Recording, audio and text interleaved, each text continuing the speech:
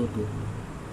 Tapos ito naman meron din siyang USB.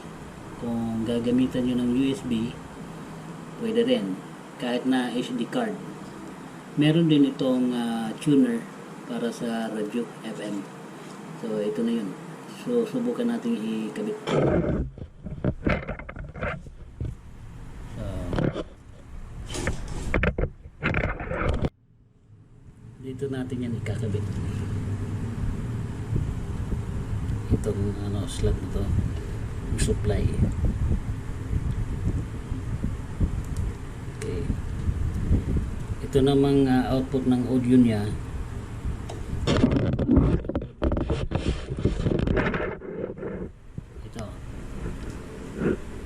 Itong may dilaw na to. Ito yung left and right. Input para sa yung output niya. Yung output nito kabit na natin dito. Ito yung cord niya, plug. So kakabit na natin dito. So para patutugtugin natin. Okay. Ayan. So ito na yun. Ito na yung wire niya papunta doon sa toner input. At ito naman yung supply niya. Meron kasi dito na rectifier. Galing kasi ito ng transformer. Itong wire na to para mag-produce ng 9 volts. Ito yun, 9 volts. Rectifier, diode, saka regulator. So dito na yun ilalagay yung supply na 5 volts. Regulator na 5 volts ito eh. Ayan, papunta dito sa maliit na device ito. Subukan na natin. Pansamantala, ito muna yung arrangement natin ng ating mga component.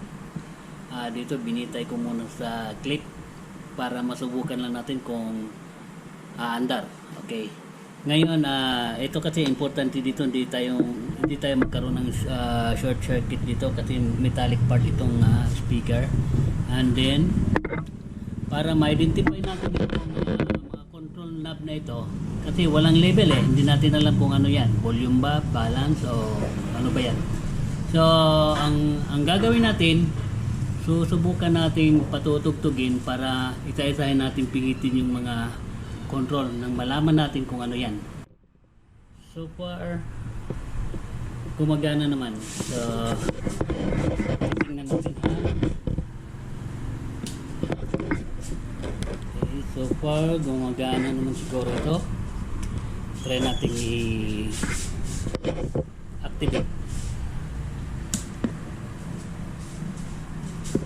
Bluetooth mode. So very good. Ngayon patutugtugin naman natin kung maganda yung tunog. Pansamantala, kinabit ko muna dito sa headphone ng laptop, saka nilagay ko muna dito sa auxiliary input. Meron siyang mode dito, pipindutin mo lang siya. Long in mode. So run ko auxiliary. Ito na yun. Susubukan natin patutugtugin na yun. Okay? Ito na ngayon yung paborito music ko. Punta tayo doon sa paborito kong music ko.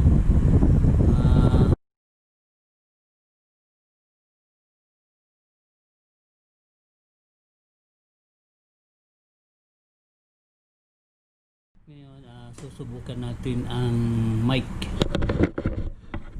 Malaman natin kung nasaan yung buwan ng mic. Matapos natin malaman yung mga control knob saka yung input dito ng dalawa, nakuha na rin natin yung tamang layout para sa kanyang front panel. Ito na yung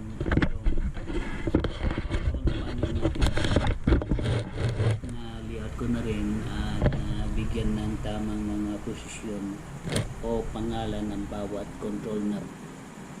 So, maya-maya lang gagawin ko na yung kung paano paggawa nitong layout sa plywood. Okay. Ito na po yung ating layout, nakadikit na sa plywood. Handa ng lalagariin, bubutasan para mailagay natin sa tamang kalalagyan niya. Sa sticker lang po yan. Pwede rin na gamitan nyo yan ng lapis o tsaka roller para sa tamang sukat.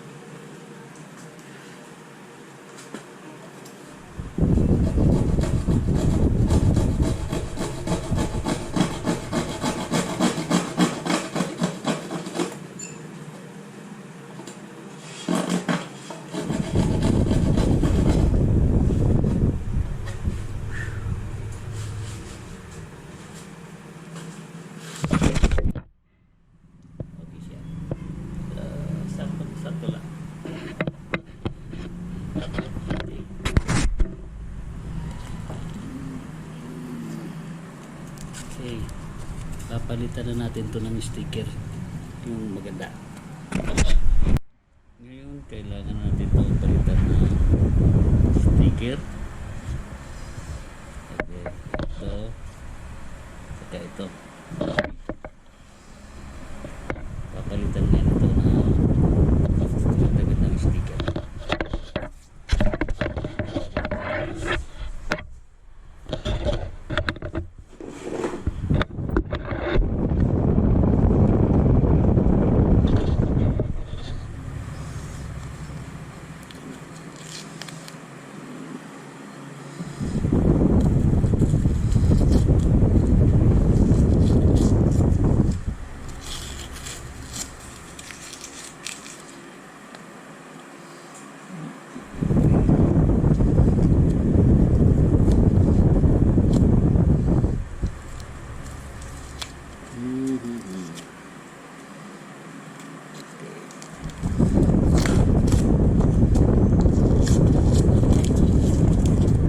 Hirap din palang tanggalin.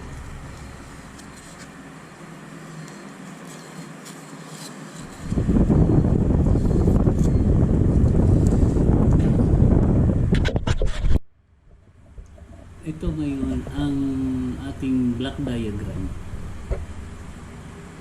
Kung ikukumpara mo ito sa totoong mga connection, mas simple siyang titingnan kaysa sa actual.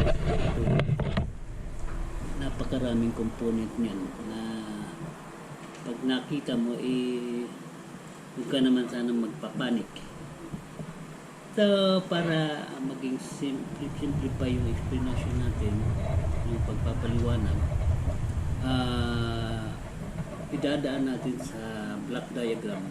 Meron tayong isang uri pa ng diagram na tinatawag naman yung schematic diagram. Mas complicated kaysa sa ganitong uri ng diagram. Ito mas madali nyo iintindihan ito. Ipapaliwanag ko sa inyo ito. Okay. Magsisimula tayo dito sa transformer and rectifier. So, makikita nyo itong itong isang rectangular. Nagre-representa ito ng kanyang transformer saka ng kanyang rectifier. Ito yung supply na nagko-convert mula doon sa 220 volts para gawing 9 volts ang linya na ito para sa supply ng kanilang iba-ibang component mo. So ito yung transformer and rectifier. Bukod pa riyan, meron din tayong mini-maintain na 5 volts 5 volts DC regulator para naman ito sa Bluetooth na paglalagyan natin ng device. Andito rin matatagpuan natin yung antenna. So, antenna ng kanyang radio. So, ito yung antenna niya para sa kanyang receiver. So, ito yung palatandaan natin sa antenna. Paano i-drawing. Yan. So, itong Bluetooth device natin dito, meron siyang kakayahan magkaroon ng sagap sa radio. Kaya meron siyang antenna dito kung makikita mo. Ngayon, ipapakita ko naman kung